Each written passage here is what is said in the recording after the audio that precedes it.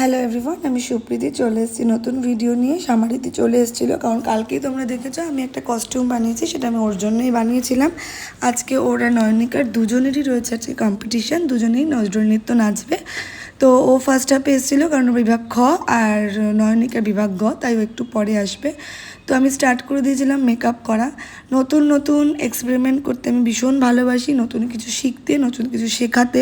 কারণ আমার মনে হয় নিজের সাথে নিজের কম্পিট করাটা লাইফে ভীষণ দরকার। এই যে মানুষ আজকাল দেখি এ কি করছে, তার মেয়ে কী শিখছে, ও কি নাচ শেখায়, আমি কি নাচ করি, এই জিনিসটা না করে যদি আমরা এটা করি যে আজ আমি এটা করতে পারছি, কাল সকালে উঠে আমার নতুন কি আমি করতে পারবো, সেটা ভীষণভাবে ইম্পর্ট্যান্ট। মানে আমি এটাই করি, আমি আমার বাচ্চাদেরকেও এটাই শেখাই যে তুমি কি করতে পারছো নিজেকে আয়নায় দেখো। অন্যকে আয়না দেখানোর আগে নিজের আয়না দেখাটা ভীষণ ইম্পর্ট্যান্ট লাইফে। আর আরেকটা কথা, এক্সপেরিমেন্ট যখন আমি করব বা আমি যখন নতুন কিছু শিখবো, নতুন কিছু জানবো বা কিছু পারফর্ম করব, সেটা সম্পর্কে জানা, সেটা সম্পর্কে ঠিক জ্ঞানটা নেওয়া, তারপরে সেটাকে ভালো করে পারফর্ম করা। কারণ কোনো জিনিস না জেনে না বুঝে করা উচিত না, এটা আমার মনে হয়। তো এই জন্য আমি সবসময় চেষ্টা করি ওদের যেন যখনই কোনো কম্পিটিশানে যাক, কোনো পারফরমেন্স করতে যাক, যেন ওই বিষয়টা নিয়ে ওরা জানে, সেই বিষয়টা নিয়ে ওরা বলতে পারে। কারণ সেই ভাবটা, সেই জিনিসটা ওদেরকে জানতে হবে, তাহলেই সে করতে পারবে। আর এখন আমি দেখেছি প্রচুর পেরেন্টস বলো, অনেকের মধ্যেই ওর মেয়ে উঠে যাচ্ছে, ওর মেয়ে কম্পিটিশানে চলে গেল, ফার্স্ট হয়ে গেল, সেকেন্ড হয়ে গেল, এখন আমি কি করব। ব্যাপারটা এইটা না করে যদি আমরা বাচ্চাকে এটা শেখাতে পারি যে দেখ ও কি সুন্দর, কম্পিটিশান হেলদিও হয় যে ও দেখ কী সুন্দর ডান্স করে, পড়াশোনা করেও, তা তুইও চেষ্টা কর। ওনাকে চেষ্টা করতে বলো, ও করছে তোমাকে করতেই হবে, এই প্রেশারটা দিয়ে বাচ্চাদেরকে এত ডিমোটিভেট করা একদম উচিত না, এটা আমার মনে হয়। আর মানুষ, তোমাদের সবার কাছে একটা করে সিঁড়ি আছে, তোমরা নিজেদের সিঁড়িতে উঠতে পারবে ওপরের দিকে।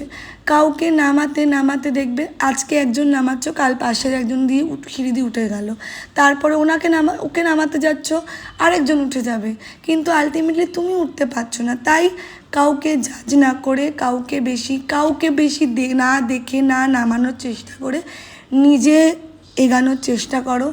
দেখবে নিজে এগানোর চেষ্টা করলে নতুন অনেক শিখতে পারবে। আমাকে অন্তত আমার যিনি গুরুজি আছেন, উনি আমাকে এটাই শিখিয়েছেন। আমি গুরুজি গুরুমা যাদের কাছেই যা শিখেছি, আমি সবসময় এটাই শিখেছি, নিজেকে দেখো, নিজেকে আপগ্রেড করো, নিজেকে শেখাও, নিজে জ্ঞান নাও। কিন্তু আমার মনে হয় ঠিক জ্ঞান তুমি কাউকে ছড়িয়ে দিতে পারো, তুমি নিজের ভালো কাজ মানুষকে দেখাতে পারো, কিন্তু এটা করো না যে কে কী করছে এটা নিয়ে তুমি চিন্তা না করে তুমি ওই টাইমটাতে নিজে কি নতুন শিখতে পারছো, নিজে ট্রাই করতে পারছো, সেটা চেষ্টা করো। তো আমি সেটাই করে আসছি এতদিন, আর আমি আমার স্টুডেন্টদেরকেও সেটাই শিখিয়েছি যে তুমি নিজেকে নিজে তৈরি করো, নিজের জায়গা নিজে বানাও।